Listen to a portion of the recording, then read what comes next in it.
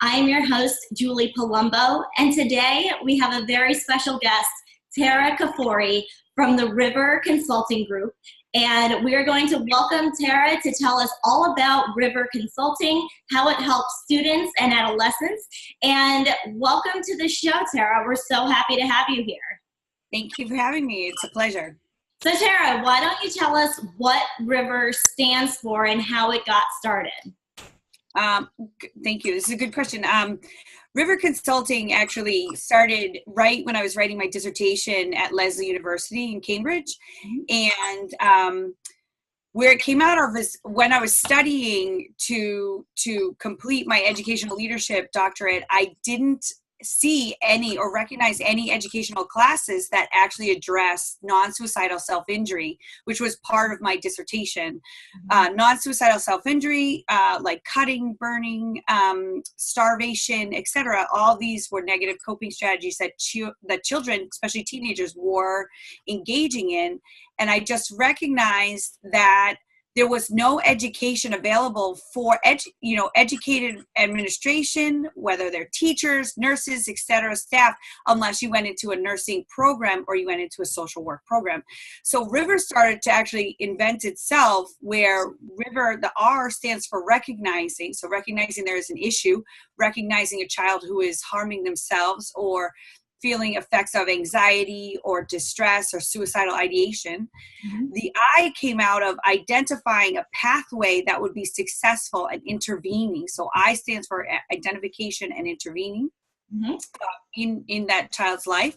V is validating that path and validating the feelings that this individual child or adolescent has, so then we can work with them. The E comes out of educating not only the family, not only the child, but also the staff that works both at sporting events within the school community and then also exterior. So any family community around them, grandparents, relatives, etc. And then the last R is recover. So the R is so that we can return a child to an effective, healthy, progressive life that has very little evidence of struggling in the first place, and then also restoring them to a full-time classroom if they choose that is the best path for them. Wow, that is a very full, comprehensive way of approaching this. And in addition to just consulting and obviously you work with children, what specific services do you offer? So we actually don't just work with children. I actually go into the school systems to educate the teachers, the staff, the cafeteria helpers, security, etc., how to learn as a team to put together this plan, because sometimes it's the cafeteria woman that bonds very closely with the struggling child. Sometimes it's a school safety security officer. Sometimes it is the teacher that is a homeroom teacher but doesn't actually meet with the staff, that doesn't actually meet with the child. So this actually, we go in and we not only educate children how to identify in their friends, how to identify in their family members, but also we educate the staff members, we educate the families, and we also educate community groups. Like last night, I was just at a parent-teacher council meeting and informing the parents about very sensitive subject. This is a very sensitive subject, and what I do really is to try to break it down into small pieces that are easily digestible and then can also be used immediately. So sentences that can help you have a conversation with your child, sentences that can help you to begin the pathway to getting the security and the help that you need for that individual child. But we also offer it to EMTs, police officers, firemen, those who have been in trauma.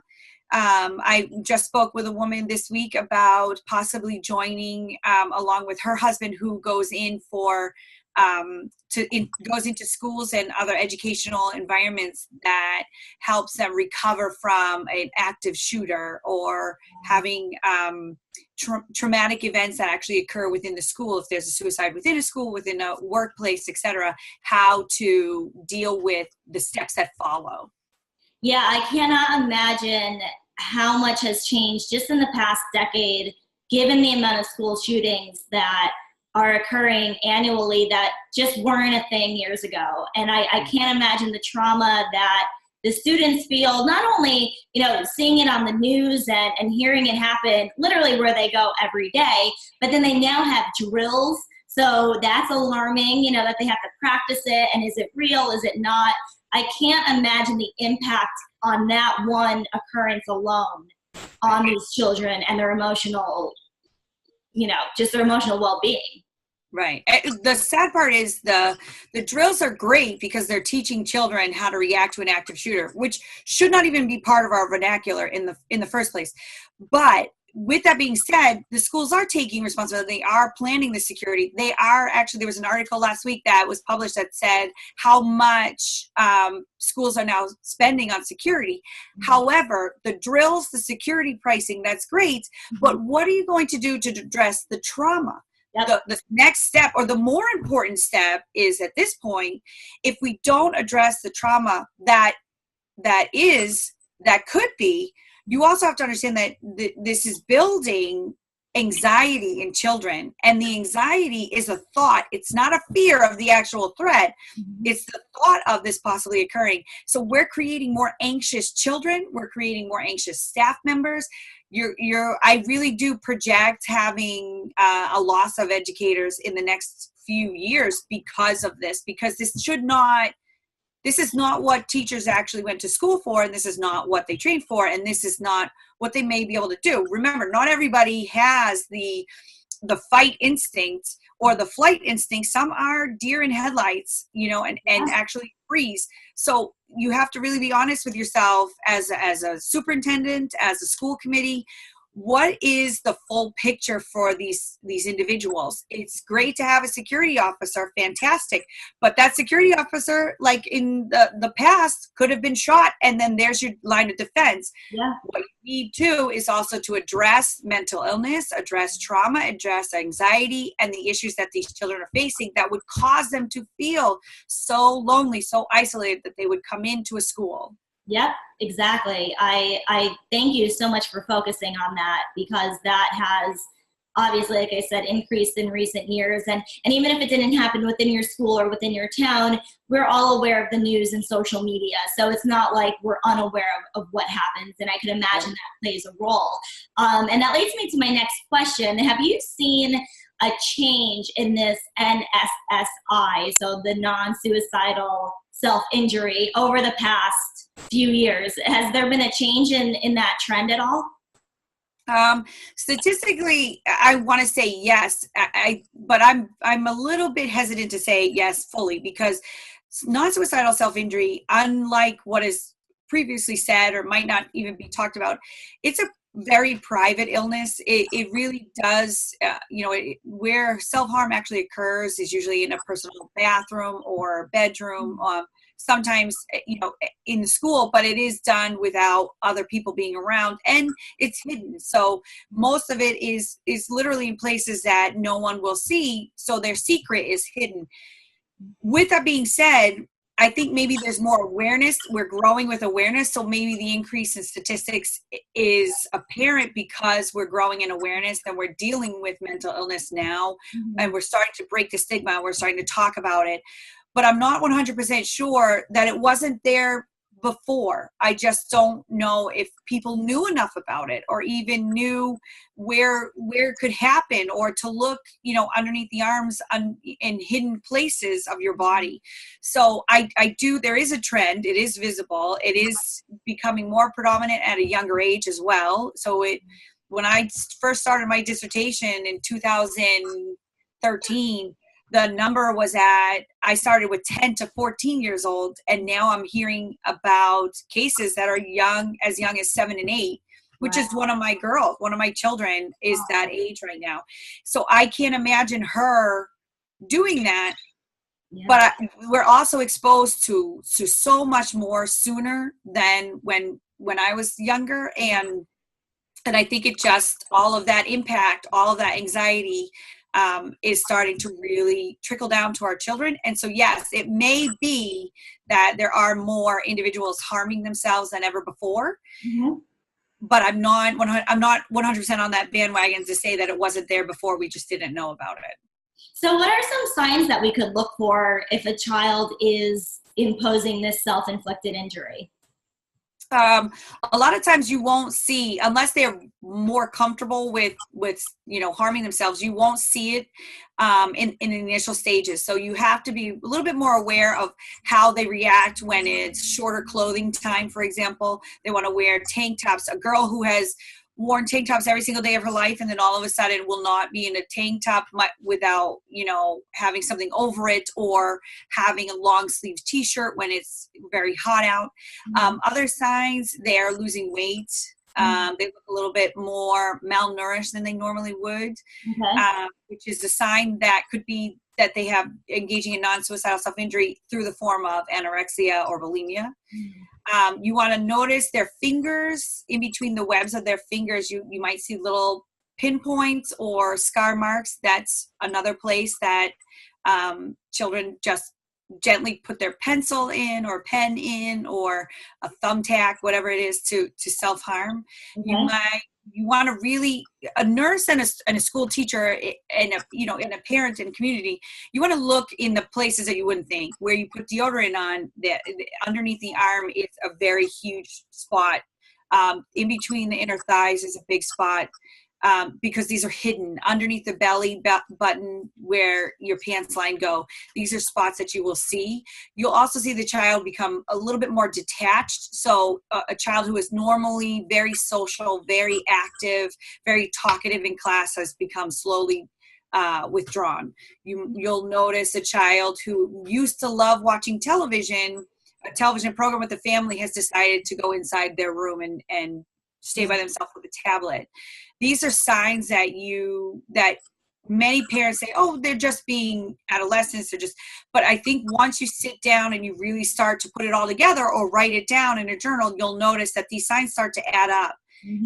Grade drops is another one, which is another sign of depression. Remember, depression doesn't always exist by itself, and non-suicidal self-injury doesn't exist by itself either. They're usually, the signs are together, and that's the action. Non-suicidal self-injury is the acting out of being in pain or the desire to feel something that they're just slowly stopped feeling. And so other signs that you can look for are agitation or aggression. Again, not really willing to say many things, or seeming to have lost joy of life that they normally had in a shorter amount of time. It wouldn't be a longer amount of time, would be possibly clinical depression in a different classification, but this would be a shorter amount of time and a lot of changes that occurred in that span. Interesting. So clearly it's not just a physical thing. You can notice emotional change, or even maybe a physical change in personality without even seeing the marks visibly for yourself. So that's really good to know that there are a broad range of signs that you could start to pick up on and kind of explore beyond that. Right. And there is a lot of wonderful research. Besides the research that I have been doing, you see Cornell has a wonderful website that is on self-injury, and that breaks it down so that it's easier to understand what is self-injury, why do children engage in self-injury or individuals engage in self-injury, and then how can you identify it and how to start to seek help. So the main thing too is, and I speak to communities all over, to remain calm and to not blame yourself, not blame your child, but to remain calm and just figure out the plan. It's almost like the olden statement of put your head down, move forward, and figure out what you have to do before you feel anything, and then you go through it. And having conversations with your child about, have you ever thought of committing self-harm to yourself? Have you ever thought of suicide? What is it that you've thought of? What makes you feel this way? Or what are you not getting that I might be able to help you with? Or, and these are essential questions that parents are just too afraid to have, or teachers are too afraid to have, school nurses, guidance counselors. But at this day and age, we don't have that option anymore. You have to get over that fear, and you have to ask these questions. Yes, exactly. And, there's a few other I guess, consulting firms out there and those who, deal with emotional issues of children, but how is R.I.V.E.R different than all of those?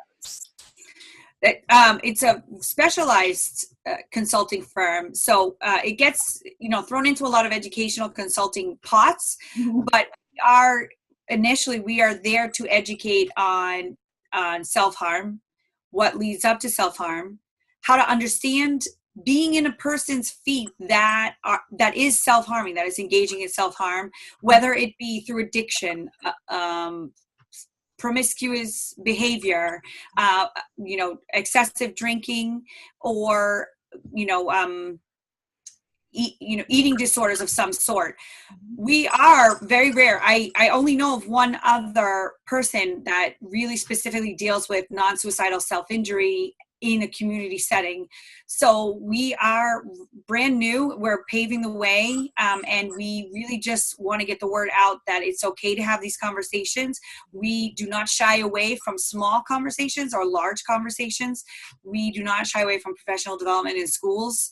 And we actually welcome that, because teachers are those who spend a great deal of days with our children. And so we need to make sure that they know how to identify the child who's sitting in the back of the room that is crying out for help without using their words. Right. So that is what we do. We teach them how to identify step by step children who are in need, children who are in pain, and then how to address it without exacerbating the situation, containing the contagion within the school, and also how to form a safety net both inside and outside of the school. So we actually make a plan for them using hospitals or using care centers or addiction centers. We put that all together for them. Wow. When we come to see them, so that way they have an internal web of safety through a crisis team that's specifically designed for self-harm or abuse of oneself. And then we link it to the outside. So they're constantly being able to have contact with people who can help them across the board. That's amazing. I thank you so much for being a pioneer in this field, because it is so important. And as you mentioned, not only for the students, but for faculty, and as you mentioned, the cafeteria lady and those within the community. Can you talk a little bit about that? I know you mentioned that you also work with like EMTs and other professionals. How does that come into play? So that program is designed to be able to address the trauma that they see while on their job. A lot of times EMTs, firemen, policemen, they go home after their shifts and they don't have downtime. They don't have resources. They don't have mindfulness or breathing techniques that they use when they go home. So they hold it all inside. And our brain is a very, very intelligent, hardworking machine that will, in essence, trap all of that until it explodes and becomes like a Pandora's box overflowing. Yep. So that program is designed to go in and tell them to look for the signs of what they're feeling, how to deal with that while in the motion. And then also when they leave a scene, how to understand why a person would overdose on purpose, why they would choose to self-harm, why they would choose to take their own life or take the life of another person. So our job is to go in and just really give them the psychological evaluation of why that individual did what they did, so that fireman, that firewoman, that policewoman can all break it down and understand not only what that event happened, but also to look at life like that. Not everybody is like that. Not everybody is in pain like that, but there are individuals that are in pain, and this is why they did what they did. And then be able to return to their normal life as a fully functioning, adaptable human being, so they can be a part of their family and their family's lives, and they can be a part of the community and not continuously feel disconnected because of what they've seen. Yeah, that is so valuable to offer that to them. And, we always think of first responders almost as being the superheroes, and they just go in and do their job without thinking, how does this trauma affect them? And you're right, they have a life outside of that, and they have to go home and continue being with their families and carry on just like anyone else after seeing this really traumatizing experience. So thank you for also working with them and really getting everyone almost in alignment, so that they could kind of recenter and then go forward as as normal. Right. Right. And that's our goal. So it's like I said, it's not where I originally thought I was in 2010 when I first started my doctoral study, but it has just morphed in on its own, and it's morphed into where it needs to be. So that's amazing. And before we leave, can you tell us one thing that you really want our viewers to take away from this segment today? Ooh, that's a very good question. For me, we need to really, really hone in the fact that we need to start talking about mental illness. We need to put it into a regular conversation. We need to bring it into conversations in schools as young as first grade, kindergarten even, that it's okay to be worried. It's okay to have stress. It's okay. What you do from there is how you can fight that from becoming a mental health issue or in a concern. I would like all people to understand that it's not a hush-hush conversation. It should be an everyday part of life, so that way we can prevent episodes that we've been seeing in our schools, in our neighborhoods, in hospitals, and just live a more healthy lifestyle that includes mindfulness, that includes taking a step back and examining our lives and reflection, and really using the help of people like myself and those who are around me to help you through it if you struggle. That's amazing. And, that's what we do here on Disrupt Health. We create a conversation around things that either aren't popular or people feel uncomfortable talking about, but that are crucial as part of our daily lives. So I cannot thank you enough, Tara, for shining light on this entire epidemic almost that's going on within our society, and you're doing so much to help the community. I thank you for everything that you do. And so that our viewers can get in touch with you directly should they need you for, school, faculty, like you said, fire service, police service, how do they get in touch with you? You can actually find us online. We are at rivereducationalconsulting.com. And we have also a Facebook page that is also called R.I.V.E.R Educational Consulting, where you can friend us or like us, and we can get into touch with you that way. So you can also email us at rivereducationalconsulting@gmail.com.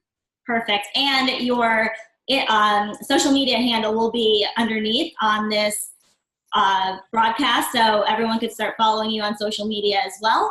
And Tara, again, thank you so much. You have really opened my eyes to so many issues, I guess, going on within the community. And not only that, but how you're helping and really paving the way so that we all could live in a safer place, and we all could start going to public places feeling more secure and safe. And I cannot thank you enough for doing all of that. Thank you. It's a pleasure being on here. Well, everyone, thank you so much for tuning in for this week's episode of Disrupt Health. I'm Julie Palumbo, and I will see you next week.